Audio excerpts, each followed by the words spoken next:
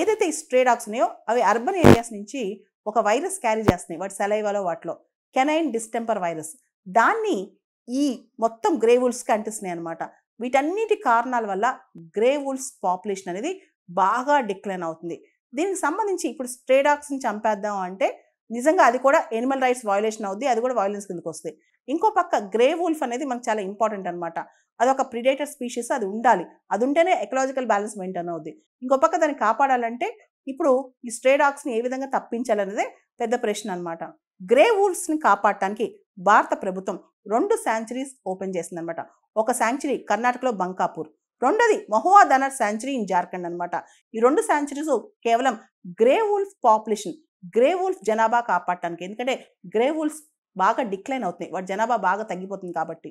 Grey wolves అనేవి carnivores అనమాట. ఇవి కిందున్న చిన్న చిన్న స్పీషీస్ అని తింటా ఉంటాయి కాబట్టి అక్కడ ఎకలాజికల్ బ్యాలెన్స్ అనేది పర్ఫెక్ట్గా మెయింటైన్ అవుతుంది gross ల్యాండ్స్లో. So grey wolves population తగ్గడం వల్ల మన గడ్డి భూములు కూడా కనిపించకుండా పోతాయంట.